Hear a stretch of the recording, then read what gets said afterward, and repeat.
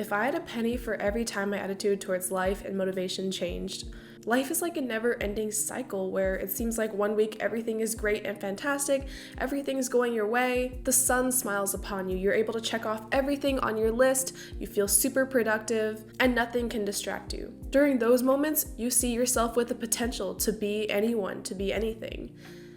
If only it could stay like that. But I know, and I trust that you know, that the impending doom that usually follows is just around the corner. Before you know it, and perhaps you don't even know how you got there so quickly, you're in a slump. Suddenly, every small thing, those distractions that didn't used to get to you, they become a great reason to push your work off just a little bit longer. Little things that used to be enjoyable are now a burden. You have no motivation to do anything, which just leads to you being more and more behind. And that ever-increasing pile of work, or whatever it is that you now have to catch up on, it just grows larger and larger, which makes you want to push it off even longer. These slumps, these low points, these burnouts, whatever you want to call them, they'll always be a part of life. It does not mean that you're a lazy person. It just proves that you're only human.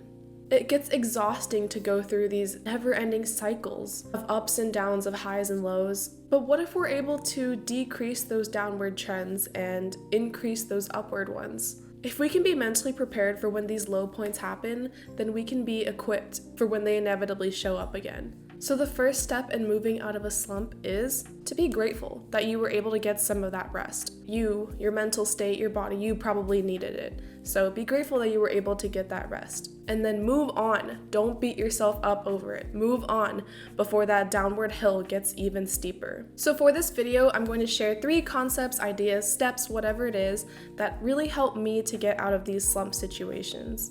Number 1, the hardest step to take is the first one. Oftentimes, once we get the ball rolling, that momentum is enough to get us to remember why we do what we do. If it's exercise that you're putting off, just put on your workout clothes. Just take that first step and put on your workout clothes. If it's practicing, just get out your violin, your clarinet, or whatever instrument it is. Just get it out and lay it there. If it's homework or a paper you've been putting off, pull up the document, pull up Word or Google Docs or whatever it is, and just write your name on it. Just start. No matter what it is, just start. Just take that first step. These very simple actions are often powerful enough to push us.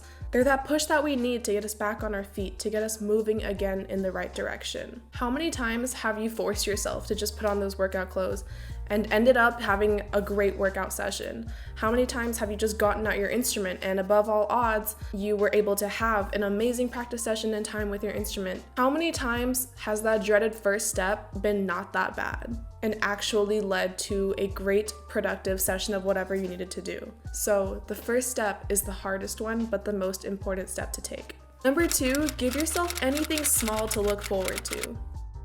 Again, going back to the examples, if it's practicing, then maybe I'll let myself sight read something fun before I begin my practice session. If it's exercise, then maybe it's a new tank top that I'm super excited to try and wear. And if it's homework, oh man, no, yeah, there's nothing for that.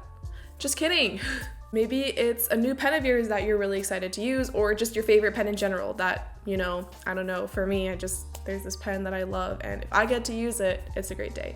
Or maybe it's a new cafe that you really want to go study at. The point is, find something, or if there's truly nothing at all, create something, anything, something small that makes you want to do what you don't want to do. Instead of dreading practicing or work because of the excessive amount that has been accumulated, taking a small part, an enjoyable part, will leave you finding the task at hand much more manageable. It even lets you find it pleasant once again. It was our focus on the negative aspects that led us to being in that slump, to pushing it so far back in the first place. So let's shift our perspective. Let's focus on that positive. No matter how big, no matter how small, let's focus on that positive instead. And finally, for the last one, number 3, keep track of progress. It is crucial to be able to look back and see how much better things have gotten.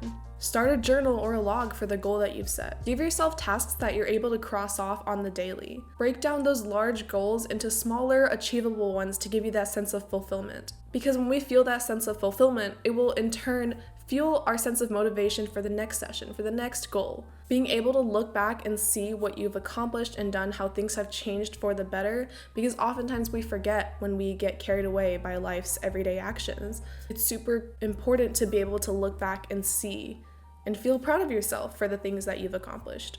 You know the saying, Rome wasn't built in a day? The same way that it was those small pitfalls that accumulated to that downward spiral, it's the small victories that layer on one after the other to create that great win.